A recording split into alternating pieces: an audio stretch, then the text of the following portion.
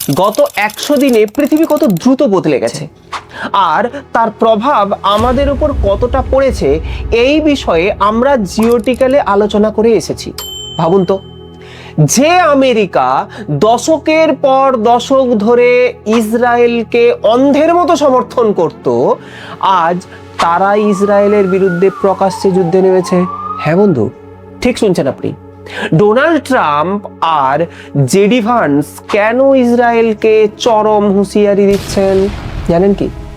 Israel কি এবার ট্রাম্পকেই সরিয়ে দেওয়ার বা ইমপিচ করার ভয়ঙ্কর ষড়যন্ত্র করছে? ইরান আর আমেরিকার গোপন চুক্তিতে ইসরায়েলের আসল খতরনাক রূপ কিভাবে সামনে এলো? আর সবচেয়ে বড় কথা, এই পুরো ঘটনাটা, এই পুরো বিশ্বযুদ্ধে ভারতের কি লাভ বা ক্ষতি হচ্ছে? অর্থনৈতিক ক্ষতির পরেও কেন ভারত এখনো নেতানিয়াহুর সামনে চুপ? আজকের ভিডিওতে এই সব প্রশ্নের উত্তর আমি আজকে দেব। শেষ পর্যন্ত দেখুন, কারণ আজকের তথ্যগুলো আপনার চোখ খুলে দিতে বাধ্য। নমস্কার, আমি রাজকুমার আর আপনি দেখছেন আপনার প্রিয় জিওপলিটিক্যাল চ্যানেল জিওটিক্যাল। বিশ্ব রাজনীতির সবচেয়ে জটিল আর আনরেসপন্ড গল্প আমরা এখানে সহজভাবে ব্যাখ্যা করে দিই। আপনারা যদি জিওপলিটিক্স ভালোবাসেন তাহলে এখনই আমাদের এই চ্যানেলটি ইউটিউব থেকে দেখে থাকলে সাবস্ক্রাইব করবেন, আর ফেসবুক থেকে দেখে থাকলে অবশ্যই ফলো করতে ভুলবেন না। চলুন শুরু করা যাক। বন্ধুরা, গল্পটা শুরু হচ্ছে 17ই জুন। দীর্ঘ টানাপোড়েনের পর আমেরিকা এবং ইরান একটি মেমোরেন্ডাম অফ আন্ডারস্ট্যান্ডিং বা MOU সই করে। উদ্দেশ্য হলো হরমুজ প্রণালী বা স্টেট অফ হরমুজ খোলা এবং 60 দিনের মধ্যে শান্তি আলোচনার একটি রাস্তা তৈরি করা। আমেরিকার সাধারণ মানুষ যুদ্ধ চাইছিল না, আর ডোনাল্ড ট্রাম্প সেটা খুব ভালো করেই বুঝে গিয়েছিলেন। কেন? এটা তো আর বলার অপেক্ষা রাখে না। আমেরিকানদের তেলের দাম বাড়ছে, আমেরিকার ফল হচ্ছে, অর্থনীতি ফল করছে, খরচ হচ্ছে, এগুলো তো রয়েইছে। এবং সমস্ত বিদেশে প্রত্যেকটা তাদের যে পাপের যে সমস্ত কান্ট্রি ছিলেন বা তাদের ছাতার তলায় যে সমস্ত কান্ট্রিগুলো ছিলেন, তারা ধীরে ধীরে তাদেরই বিরোধে চলে যেতে শুরু করে। তাই তিনি এক প্রকার স্যারেন্ডার করে শান্তি চুক্তি মেনে নিতে চান। কিন্তু এরপরে যা হলো তা হলিউডের থ্রিলারের কেউ হার মানিয়ে দেবে। কিরকম? ইসরায়েলের প্রধানমন্ত্রী বেঞ্জামিন নেতানিয়াহু এই চুক্তির কথা শুনে রীতিমতো তো রেগে মেগে আগুন, ক্ষোভে ফেটে পড়েন। ইসরায়েলের টপ লিডাররা সরাসরি আমেরিকার বিরুদ্ধে মিডিয়ায় বয়ান দিতে শুরু করেন। কেন? কারণ ইরানের শর্ত ছিল ইসরায়েলকে লেবাননে তাদের সমস্ত মিলিটারি অপারেশন বন্ধ করতে হবে এবং পিছিয়ে আসতে হবে। ট্রাম্প এই শর্ত মেনে নিয়েছিল, কিন্তু ইসরায়েল কি ছেড়ে দেওয়ার পাত্র? তারা তাদের অন্নদাতা আমেরিকাকেই সরাসরি চোখ রাঙিয়ে বলে দিল, আমরা লেবানন থেকে সরে আসব না, দখলদারি আমাদের জন্মসিদ্ধ অধিকার। শুধু তাই নয়, নেতানিয়াহু লেবাননের ওপর আরো বেশি করে বোমা ফেলতে শুরু করলেন, যার জেরে আমেরিকা ইরানের প্রথম দফার যে আলোচনা হয়েছিল সেটা ভেস্তে যায়। সেটা আমরা প্রত্যেকেই জানি, এর আগে আমি ভিডিও দিয়ে রেখেছি। ভাবুন তো একবার, যে দেশ আপনার পয়সায় আপনার অস্ত্রে যুদ্ধ করছে, সে উল্টে আপনাকেই চোখ রাঙাচ্ছে। ট্রাম্প ভেবেছিলেন তার ধমক খেয়ে নেতানিয়াহু লাইনে চলে আসবেন, কিন্তু হলো তার উল্টো। কিরকম? তখন আসরে নামেন US vice president JD Vance. তিনি ইসরায়েলকে এমন এক কড়া হুঁশিয়ারি দিলেন যা আমেরিকার ইতিহাসে আগে কখনো হয়নি। ভান্স সরাসরি ইসরায়েলকে মনে করিয়ে দেন যে আজ এই গোটা বিশ্বের মধ্যে তোমাদের পাশে যদি কেউ দাঁড়িয়ে থাকে সেটা হচ্ছে একমাত্র আমেরিকা। সবাই তোমাদের থেকে মুখ ফিরিয়ে নিয়েছে, একমাত্র আমেরিকা তোমাদের পাশে দাঁড়িয়ে আছে। বার্নস আরো বলেন যে আন্তর্জাতিক কূটনীতিতে আমেরিকা হলো সিনিয়র পার্টনার আর ইসরায়েল হলো জুনিয়র পার্টনার। অর্থাৎ সোজা বাংলায় আমাদের শেখাতে এসো না কি করতে হবে আর কি না করতে হবে। সবচেয়ে আশ্চর্যের ব্যাপার কি জানেন? সবচেয়ে আশ্চর্যের ব্যাপার হলো ডোনাল্ড ট্রাম্প নিজে, যিনি একসময় ইসরায়েলকে অন্ধভাবে সাপোর্ট করতেন, তিনি ইসরায়েলিদের অমানবিক বলে আখ্যা দিয়েছেন। যারা সাধারণ মানুষের জীবনের কোনো মূল্য দেয় না, আমেরিকার মূল স্রোতের মিডিয়া এবং সাধারণ মানুষের কাছেও ইসরায়েলের আসল রূপ প্রকাশ পেয়ে গেছে। কেন না তারা সাধারণ মানুষকে পাত্তা দেয় না, এটাই কিন্তু আমেরিকা বলছে। আমেরিকার অ্যান্টিসেমিটিক ন্যারেটিভ এখন ফাঁস হয়ে গেছে। আপনারা হয়তো ভাবছেন যে আমেরিকার মতো সুপার পাওয়ারের ধমক খেয়ে ইসরায়েল কি শান্ত হয়ে গেল? একবারেই না। ইসরায়েল কখনো এই কাজ করতেই পারে না। ইসরায়েলের রক্তে নেই। ইসরায়েলের national security minister Ben Gvir প্রকাশ্যে লেবাননকে মাটিতে মিশিয়ে দেওয়ার কথা বলেছেন। তিনি জেডি ভান্সকে ট্যাগ করে সোশ্যাল মিডিয়ায় লিখেছেন যে দ্বিতীয় বিশ্বযুদ্ধে আমেরিকা যেভাবে জার্মানিকে ধ্বংস করেছিল, জাপানে পরমাণু বোমা ফেলেছিল, ইরানের সাথেও ঠিক তেমনটাই করা উচিত। কোনো আলোচনা নয়, কোনো কিচ্ছু নয়, জাস্ট ফিনিশড করে দাও বা ধ্বংস করে দাও। এই চরমপন্থী মানসিকতা দেখে আজ আমেরিকায় ভয় তৈরি হয়েছে।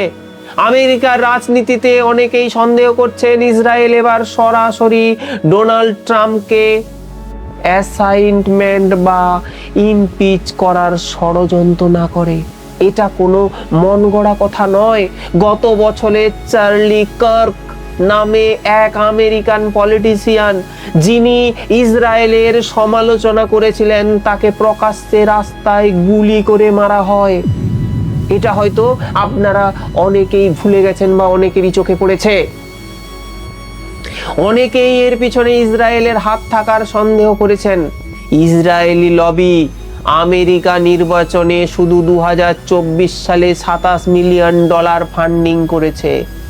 টেড ক্রুজের মতো রিপাবলিকান নেতারা আজ ট্রাম্পের বিরুদ্ধে গিয়ে ইসরায়েলের হয়ে কথা বলছেন। অর্থাৎ আমেরিকা এখন ভেতর থেকে ইসরায়েলি টাকার কাছে বিক্রি হয়ে আছে। এটাই বাস্তব। বন্ধুরা, এবার আসি সবচেয়ে গুরুত্বপূর্ণ পয়েন্টে।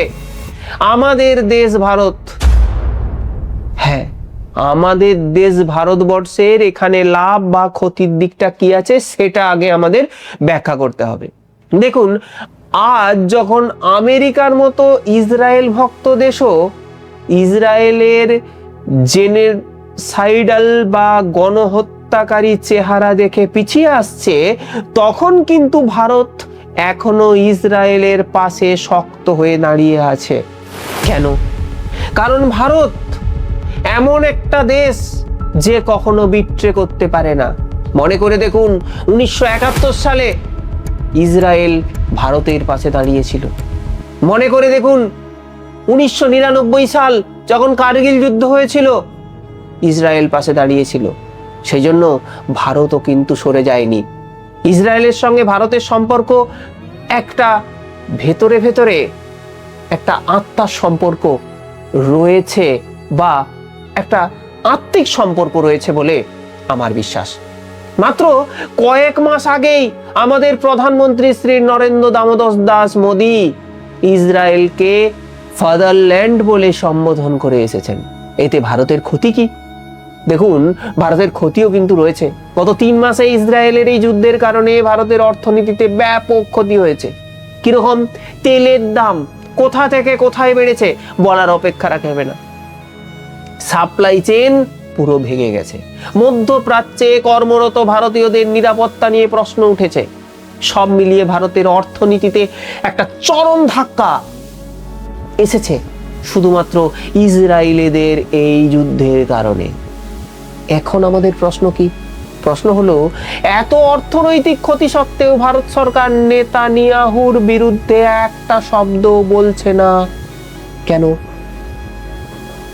আমেরিকা বা চীনের মতো বড় অর্থনীতির সামনে চুপ থাকা বোঝা যায়, কিন্তু যখন সারা পৃথিবী ইসরায়েলের এই জেনোসাইডকে কড়া ভাষায় নিন্দা করছে, তখন ভারত কেন মৌন?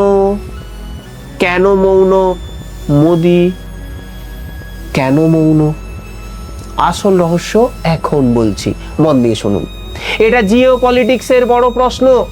আমরা কি কূটনৈতিকভাবে এত দুর্বল হয়ে গেছি, নাকি আমেরিকার পর ইসরায়েলের সিক্রেট ইন্টার রিলেশনস যেমন মোসাদ বা লবি আমাদের দেশের পলিটিশিয়ানদের এমন কোনো গোপন তথ্য জেনে গেছে যার কারণে আমাদের নেতারা আজ ইসরায়েলের সামনে মুখ খুলতে ভয় পাচ্ছেন? ভারতের এখানে লাভ বলতে কিছুই নেই, বরং গ্লোবাল সাউথের লিডার হিসাবে ভারতের যে সম্মান, সেটা ইসরায়েলকে অন্ধ সমর্থন করার ফলে আন্তর্জাতিক মঞ্চে ক্ষুণ্ণ হচ্ছে। তাহলে এর ফলাফল কি দাঁড়াচ্ছে? ইসরায়েল এখন তার সবচেয়ে বড় বন্ধুকে হারানোর মুখে। যুক্তি বলে যে ইসরায়েলের এখন পরিস্থিতি বুঝে শান্তি আলোচনায় বসা উচিত, কিন্তু ইসরায়েলের সরকার এতটাই র্যাডিক্যাল বা চরমপন্থী হয়ে গেছে, তাদের শোনার ক্ষমতা চলে গেছে, শুধু মারার ক্ষমতা রয়ে গেছে। পুরো বিশ্বের নজর এই একটা জিনিসের দিকে, জেডি ভান্স ট্রাম্প কি ইসরায়েলকে রুখতে পারবেন, নাকি ইসরায়েলি টাকার জেরে ইসরায়েল উল্টে ট্রাম্প সরকারকেই বিপদে ফেলে দেবে? এবং ভারত সরকার কবে নিজেদের অবস্থান স্পষ্ট করে গণহত্যার বিরুদ্ধে মুখ খুলবে? বন্ধুরা, জিওপলিটিক্সের এই জটিল দাবা খেলায় আপনার কি মনে হয়, ট্রাম্প কি পারবেন নেতানিয়াহুকে থামাতে? ভারত কি ইসরায়েলকে এইভাবেই সমর্থন করে যাবে, নাকি এইভাবে সমর্থন করে যাওয়া উচিত? আপনার মূল্যবান মতামত অবশ্যই কমেন্ট বক্সে জানাবেন। যদি ভিডিওটি ইনফরমেটিভ মনে হয় তাহলে লাইক করবেন, বন্ধুদের সঙ্গে শেয়ার করবেন। যদি ভালো লেগে থাকে তো এই চ্যানেলটিকে যদি ইউটিউব থেকে দেখে থাকেন তাহলে সাবস্ক্রাইব, এবং ফেসবুক থেকে দেখে থাকলে অবশ্যই ফলো করবেন। আজ এই পর্যন্তই, দেখা হচ্ছে পরের ভিডিওতে, পরের একটি কোনো সত্য ঘটনা বা কোনো একটি অ্যাঙ্গেল দৃষ্টিভঙ্গি থেকে। ততক্ষণ পর্যন্ত ভালো থাকবেন, ভালো রাখবেন। জয় হিন্দ, বন্দে মাতরম।